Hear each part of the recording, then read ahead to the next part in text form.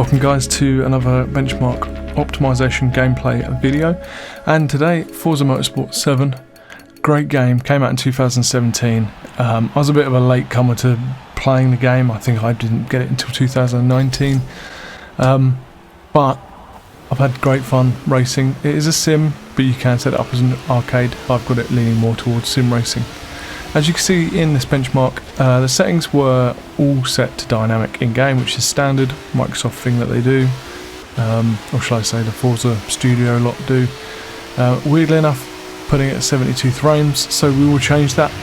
As I discussed in my last Cyberpunk video, now with my new monitor, which is a Gsync enabled monitor, Nvidia control panel is set to handle all of my VSync Gsync. So in-game now, with all my games, I turn VSync off, which then unlocks the frame limit within the game. So obviously, we've gone back to the benchmark and we've put everything to manual ultra, or as high as possible, and we go back into the benchmark. You can see that the frames now are unlocked at like well up in the 300 frames, but they are dancing all over the place, and you'll also see that GPU usage has gone from 37 right up into 90%, which is just epic. Game still kind of looks the same though, which is a bit odd. Like, we've done a lot, so something in the dynamic was making the game look really good but not using the GPU, whereas now we've kind of forced the GPU to be utilised to the max. But it was a great FPS rating, so happy with that. We're going to jump in and load up some Formula 1 time attack. This is part of the global events that I've been doing, so out comes the Renault Formula 1 car.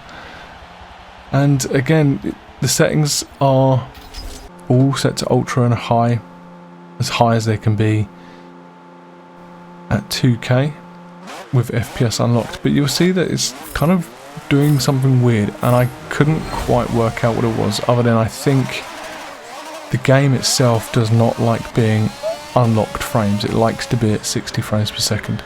So you're going to see as I come around the corner, the game kind of just stutters, and it's not the capture software either. I've had some issues with my own codec, but this is actually the game doing this, and yet GPU usage was at max, shouldn't have an issue. Frames were right in the 200s, so it's not like a frame issue, but for some reason it was like it was dropping frames. So went back in, put it all to dynamic, and it kind of did improve a little bit, but it was still very choppy. Now we've got like 400 frames, so I'm thinking, trying to work out what it was in the background.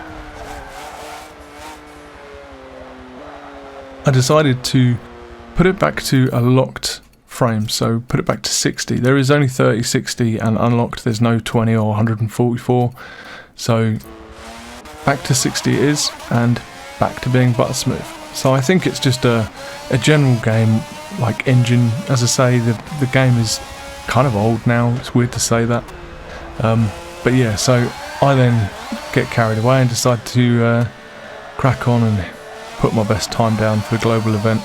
I think in the end I was about 800 out of 3,000 people, which isn't too bad going for a global event. Good fun, really good game to play. I'm going to let you watch the rest of this kind of gameplay and just see how the system handles it. Obviously the specs are in the description below if you want to check it out, and check out some of the other benchmark videos that I've done, guys. If there's a game that you're interested in, just let me know in the comments. I'll see if I've got it in my archive. But yeah, thanks for watching, guys. Hope you enjoyed this video, and I'll catch you in the next one.